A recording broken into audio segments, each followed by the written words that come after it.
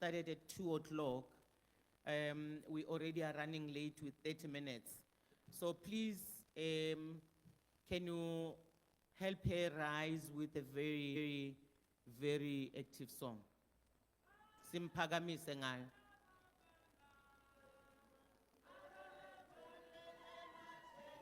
Deni makunjenje.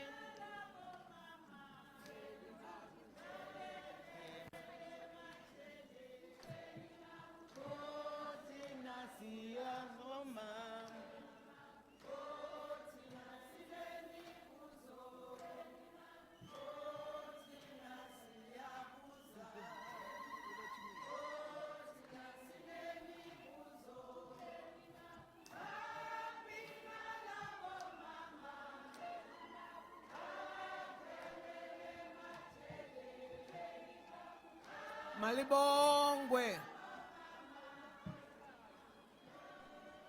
Malibongwe. Watinta abafazi. I also want to say, long live the undying spirit of the ANC Women's League. Long live. Long live.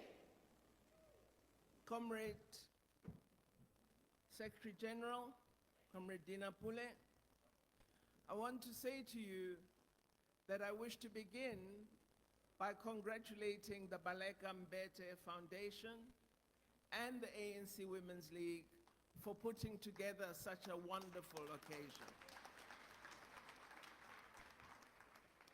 I wish to say to our first Deputy Secretary General that when I attended the Siyabongoba rally before the 2024 elections, I did what I always do at the Siyabongoba.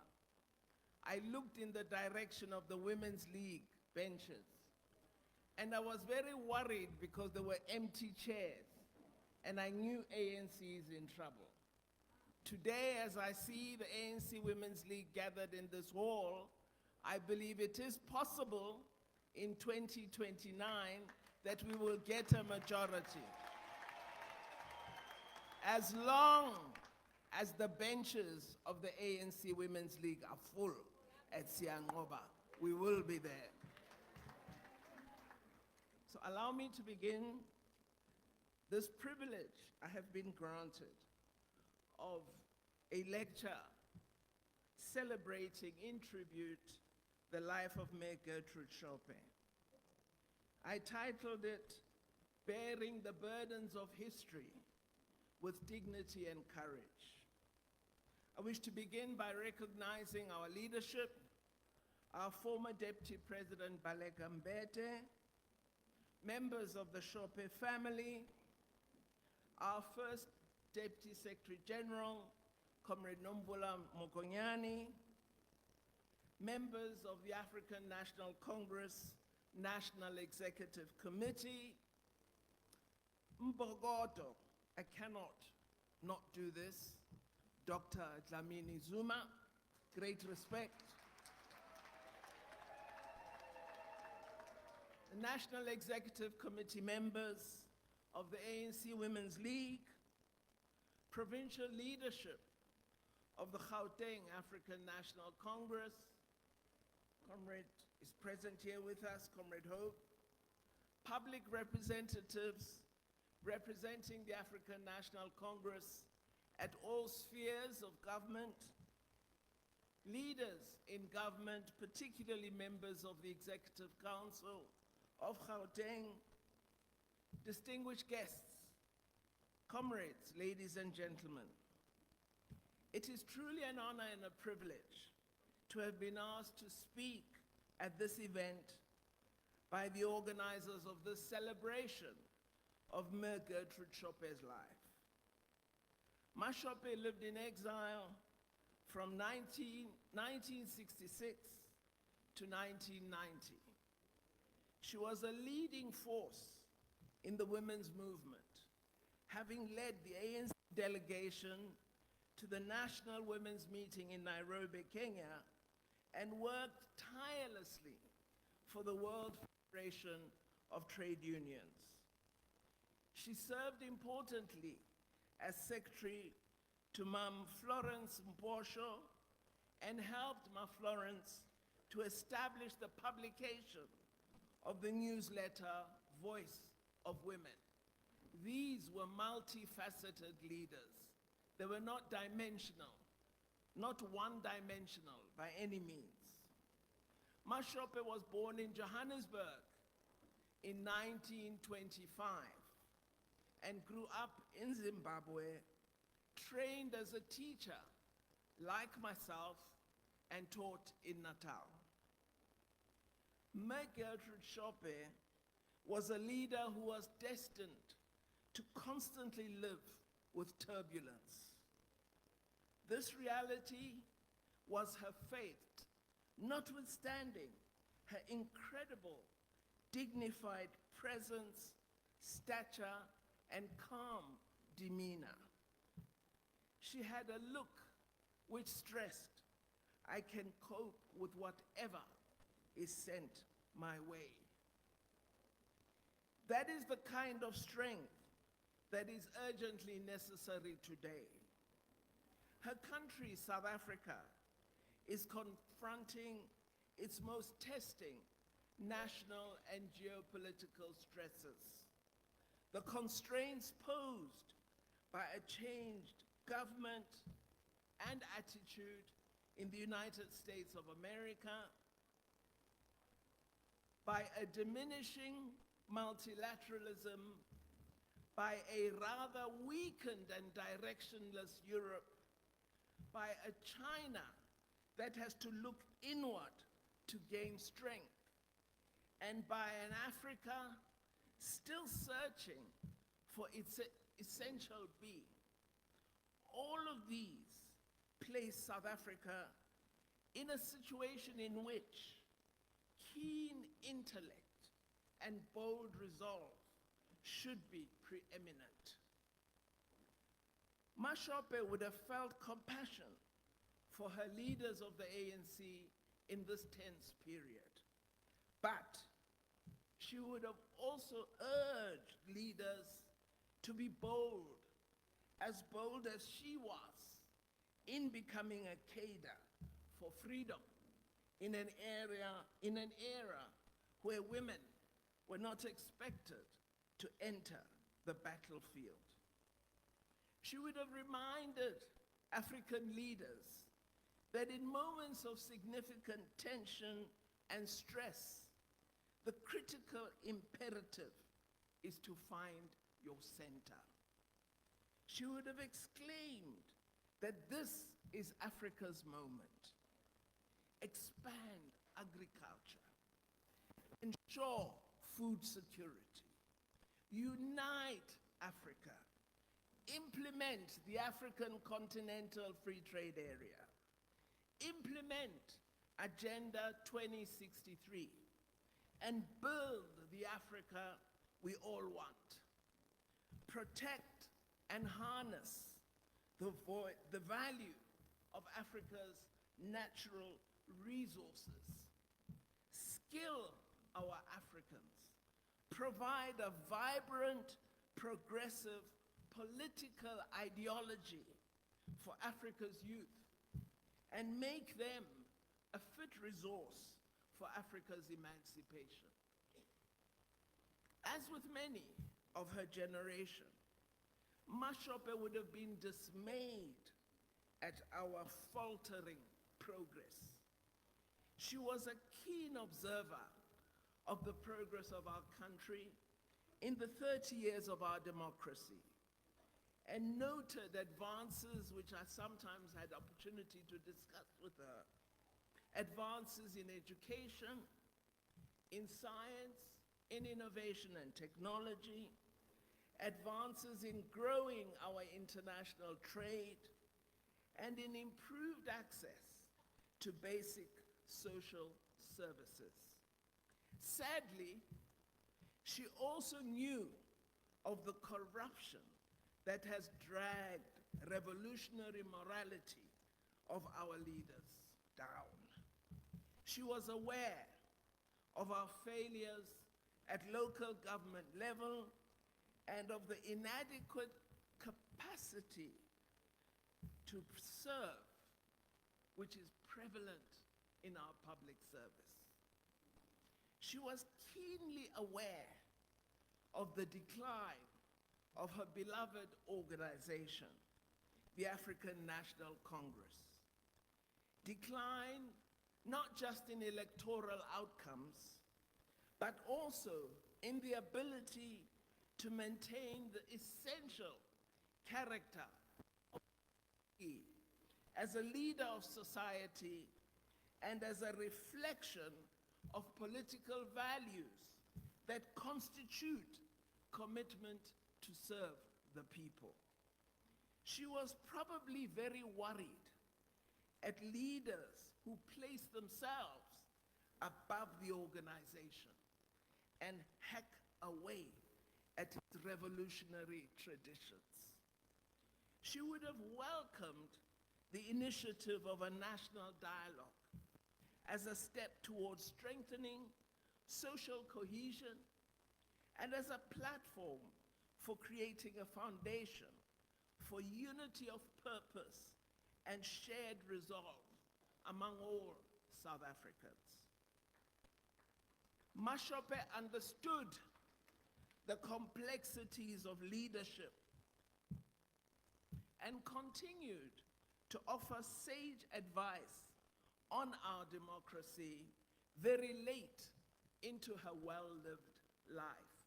She never said, "I am now old, I am tired, I have nothing to say." She was active right until the end. Active and aware. The accolades that are recorded about Mme Gertrude Shope indicate her humble beginnings and her maturing into becoming a national leader in South Africa.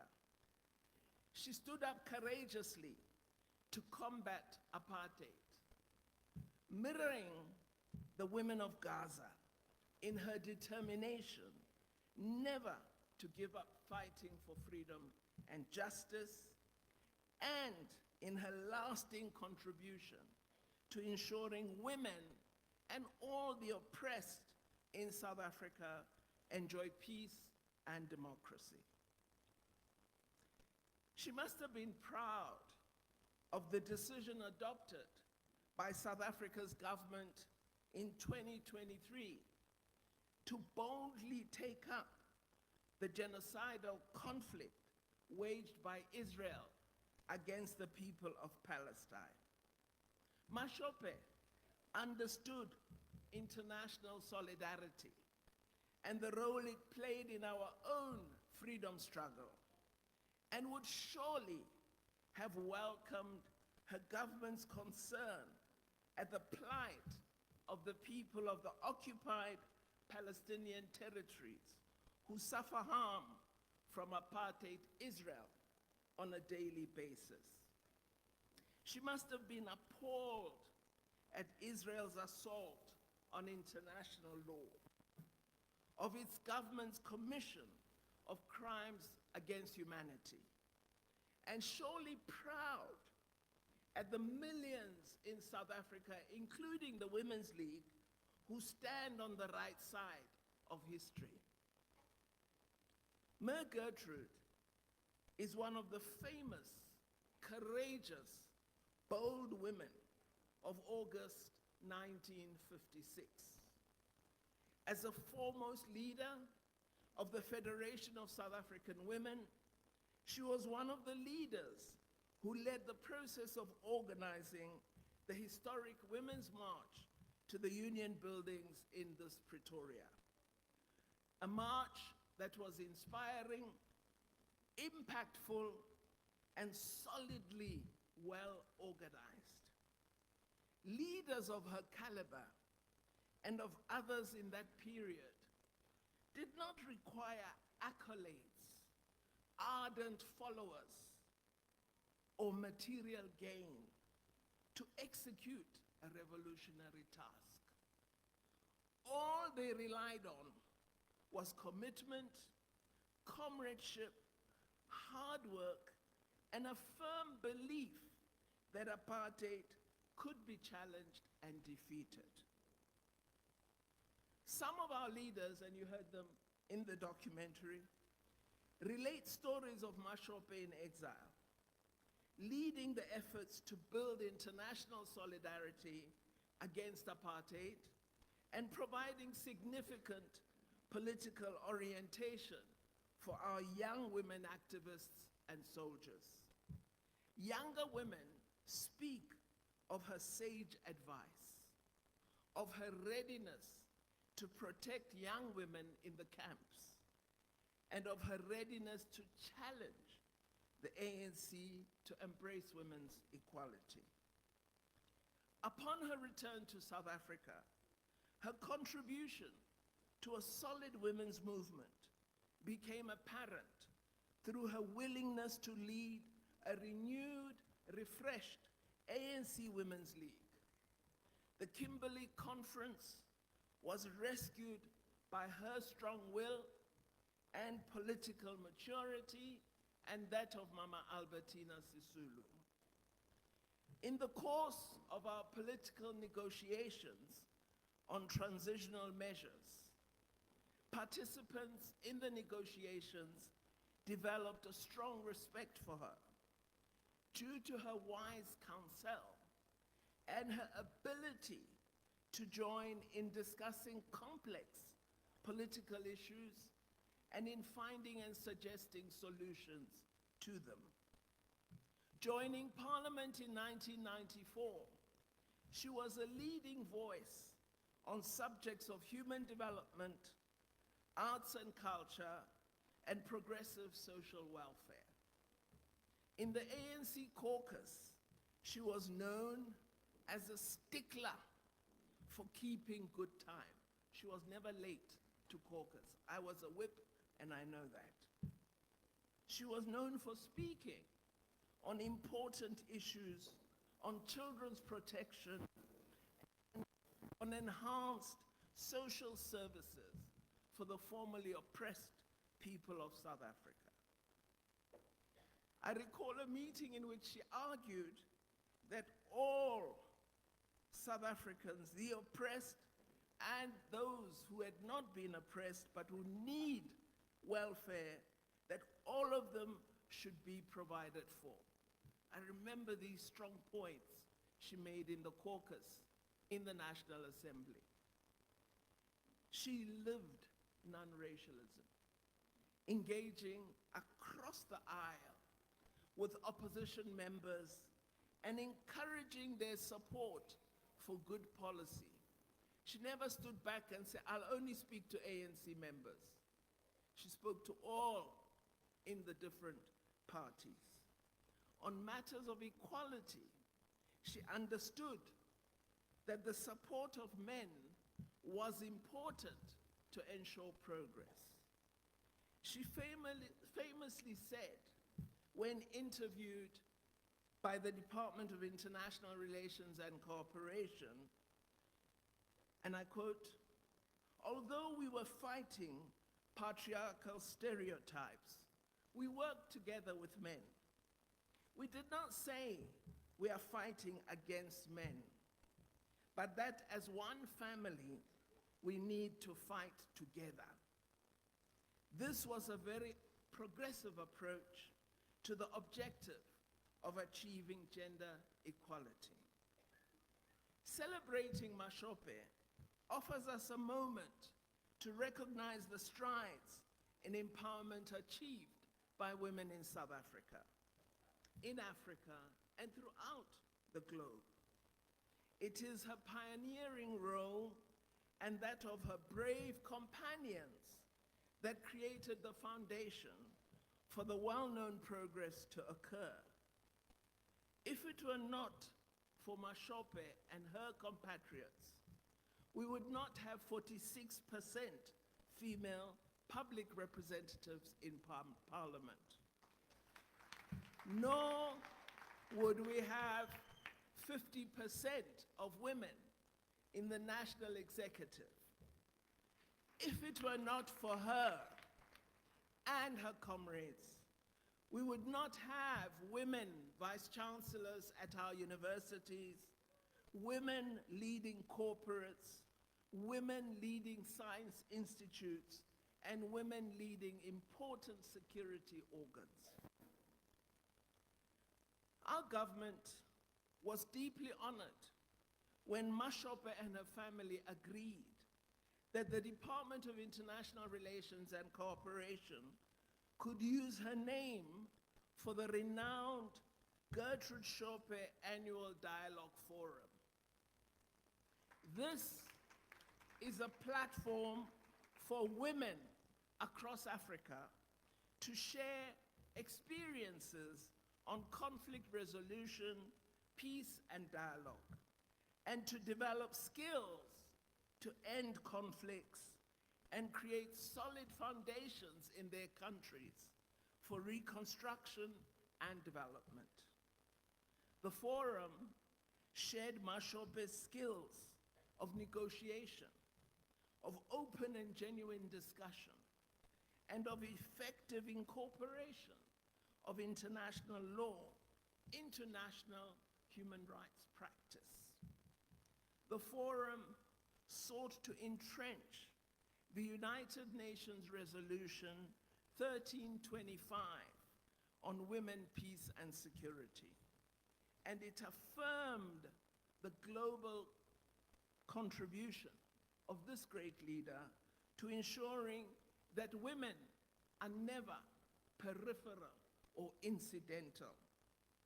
They are the brick that allows a wall that cannot be broken, a wall with corners that are global friendships of solidarity, walls that understand that humanity must stand united in the face of racism, fascism, chauvinist and toxic masculinity, and deliberate onslaughts on international law.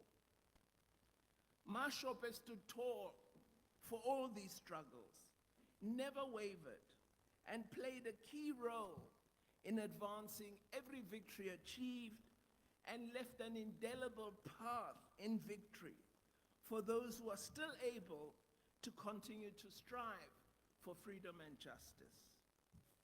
So what might Mme Shope expect women to do today to build on her immense legacy? First, as a renowned freedom fighter, she expects women to pick up the spear and continue to strive for the full emancipation of women. She would place the fight against gender-based violence as a most urgent priority, requiring firm unity and strategic interventions within and between all women's organizations. Secondly, she would expect women to continue to be present in all sectors, occupying positions of leadership and steering impactful, well-run organizations and businesses. She would also urge attention to the continuing class, race, and gender disadvantages confronting rural women, particularly African rural women, and would urge the ANC Women's League to work with the ANC to craft and promote a robust strategy for rural development as one of its foremost contributions to a better South Africa. Comrades, we have not done well on rural development, and you as the Women's League can take up this particular difficult objective and make it work for a significant proportion of the population of our country. Third, legacy. She would surely urge the Women's League to work at developing a global women's movement to ensure mass responses to chauvinist assaults on the progressive advances women have made globally. You know what is happening to women in the United States of America. If we had a global women's movement, we would have stopped that assault. While there has been progress in women's rights, these often face challenges when conservative male agendas enjoy political prominence. And comrades, one of the lessons Mme Shope would surely communicate to us: don't be complacent. Don't be complacent. The public in the United States of America is totally bemused as to what is happening to them because they became complacent about their democracy. Don't be complacent. The only way to combat these tendencies at wasting away at our advances is to ensure that women across the world unite. And South African women, through the African National Congress Women's League, are among the most organized in the world, and they should lead this unity. Fourthly, Mme Shope would expect South Africa to play a key role in advancing Africa's development agenda. We cannot be absent for Africa. We have to be there. We have to be leading. While our continent has made important strides, in socio-economic terms, comrades, we remain trapped in our colonial legacies and have failed to draw on the massive benefit that could accrue from a united Africa action. Just think for a moment of the impact that the formation of OPEC had for the Gulf states on oil pricing. Imagine if Africa, the most mineral-rich continent in the world, could form a united organization on mineral pricing and Africa itself determine the prices. Unity could achieve that. Fifthly, Mme Shope would call on us as adult women to pass on the lessons and philosophy of equality to young women and to ensure that a solid foundation for continuing advances in equality is laid through intergenerational collaboration. Now, having suffered from being called an old woman by ANC members, I really hope we make value out of intergenerational cooperation, because older women have a great deal to offer, young women have a great deal to offer, and working together, we would be a strong force.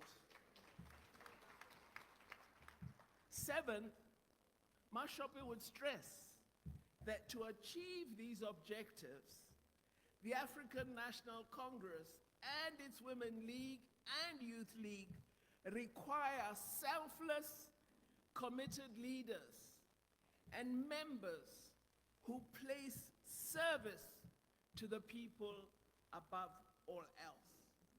Comrades, this area is our biggest fault line. We need to bring that back by scrutinizing very carefully the leaders that we affirm, and by ensuring that if our leaders fail at their duty, whatever position they occupy, we will hold them to account. 8th, Mme Shope would surely stress that revolutionary morality and genuine renewal will secure victory for our leadership. We shouldn't be talking about renewal in conceptual terms. We must talk about it in practical terms. We must have branches that respect members, branches that meet regularly, branches that have political discussion, branches that allow everyone to become a member of the ANC.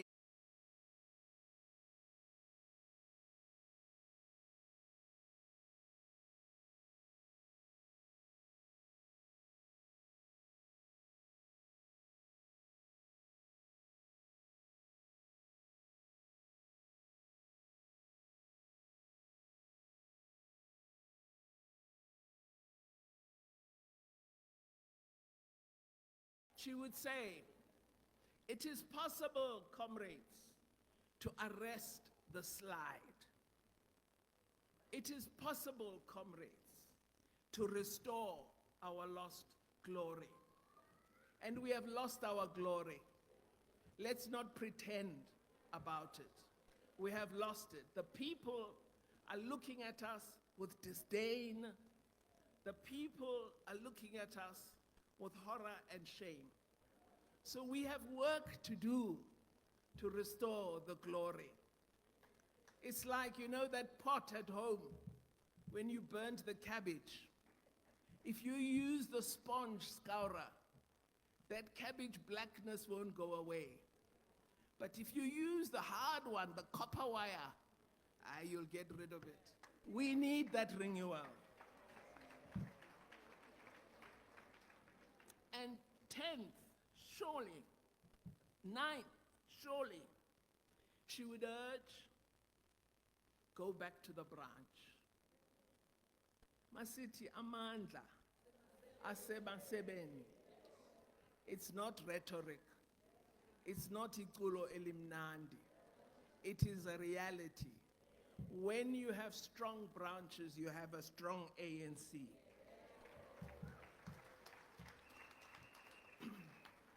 And she would say, alongside those strong branches, let us have active members in service to the communities in which we organize. People would ask Comrade Jesse Duarte a question in regional meetings. Our clinic is not functioning. And she'd say, who do you expect to make it function, comrade? You are ANC, you ANC branch. There should not be a school without stationery if there's an ANC branch. There should not be an area which runs out of water and has crooks delivering water in trucks if there's an active ANC branch. There should not be criminals who steal electricity wiring if we have an ANC branch. If we know our communities as branch leaders and branch members, we know who the tsotsis are and we will call them out. It is the only way we can defeat them. Comrades, we're confronting very serious problems. All of them require a strong African National Congress. I just flew back from Cape Town today. In this week, we've had 4 gang-related murders, just this week, of children who are not members of gangs, but who got caught up in the line of fire. We have to do something about these criminals. We've got to learn from other countries on how the scourge was fought. All the problems we confront are not problems that have not occurred in other societies. We need to learn from other societies on how we deal with these difficult problems and ensure that we address them. Mashope would say, there is nothing worse in an organization or in a country than a leader who has no solution. We can't be asking someone else, how do we solve this? The people are looking to us to resolve it. So in final terms, what would Mashope say? I believe, comrades, that her legacy to us would simply be a luta continua. Amanda! Amanda! Thank you very much, comrades.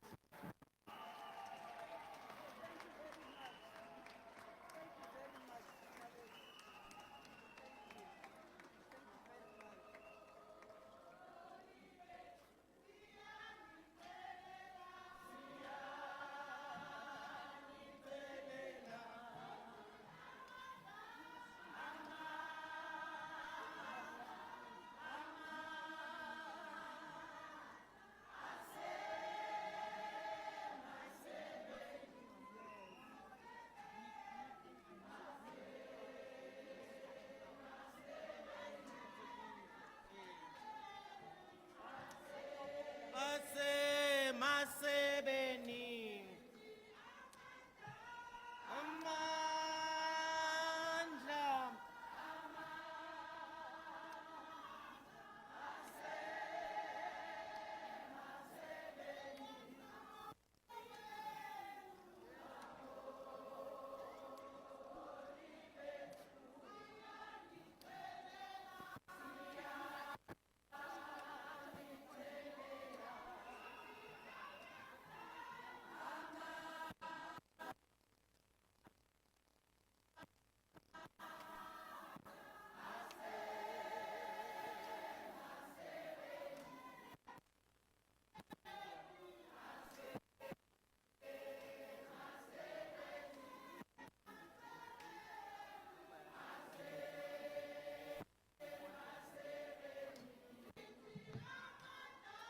Amandla.